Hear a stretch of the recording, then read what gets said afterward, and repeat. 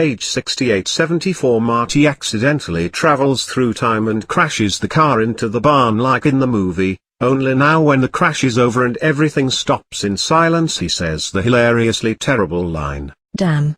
I'm in a barn. How did I end up in a barn?" And sounds like a line Duke Nukem would say, and I kind of love it. And again the story jumps back several hours so we can meet Peabody and his family before they interact with Marty. Only instead of the racisms we got with our last jump back in time when we met Libyans, here nothing happens. How much nothing happens? I'll tell you. Otis Peabody comes in from a long day at the farm. His wife tells him the car battery died so they'll have to get a new one. He complains they're too expensive, $14.95. Because it's the 50s, and the kids ask for a TV because then they can watch Eisenhower, then they all eat dinner in silence and go to bed. None of this matters and it's such a drag on the story. A dude just traveled through time for the first time ever. Let us not discuss dead car batteries for 2 pages. It's kind of incredible it wasn't cut sooner. The whole "whoa we're in the 50s" is done again anyway when Marty stumbles around downtown, so there's exactly 0 point to this scene. Then the car crash scene happens again but in one sentence. Several hours later, the object struck the barn.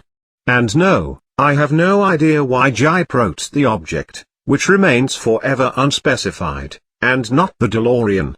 In any case, Marty stumbles out of the car with his radiation suit helmet over his head and this scene happens. But now the kid, Sherman is his name, extends his hand and says peace. And Marty drops an uninterrupted stream of confusion with, "Hey. Hello. Where am I? Excuse me, who are you? Where am I? Is this Hill Valley?"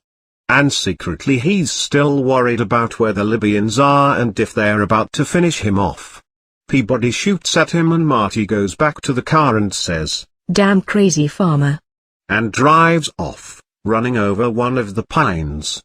And what's amazing/terrible is that while he's driving Marty still doesn't realize he's traveled through time and is instead worried about where the Libyans are. This whole "wait I'm in the 50s? This has got to be a dream" thing survives a little in the movie, one line, and even Marty doesn't sound like he believes himself when he says it, where it's played more like "whoa, did time travel really happen? I need to confirm this." Here book Marty just flat out refuses to even entertain the possibility that his machine designed for sending someone traveling through time somehow sent him traveling him through time. He had survived but still had no idea where he was. At least the people spoke English. But there was something about their clothes that seemed different. Replaying the scene in his mind, Marty concentrated on their outfits. The women's dresses looked old-fashioned. Perhaps they were very old hand-me-downs. Then there were the hairstyles. Something seemed different about them, too, but Marty couldn't say exactly what it was. He had seen these people before, or types just like them. They seemed to be out of an old black and white movie. Marty, you are driving what you know to be a time machine. Why would someone you've just met seem different and old-fashioned after driving around in a time machine? Marty. I know you can put the pieces together, Marty. Anyway, spoiler alert, Marty doesn't put the pieces together, but instead concludes that he's still in the present and he's just frightened and disoriented. His brush with the Libyans had upset him more than he cared to admit. And keeps on driving to his house. Up next, the last horse crosses the finish line as Marty finally realizes he's in the past.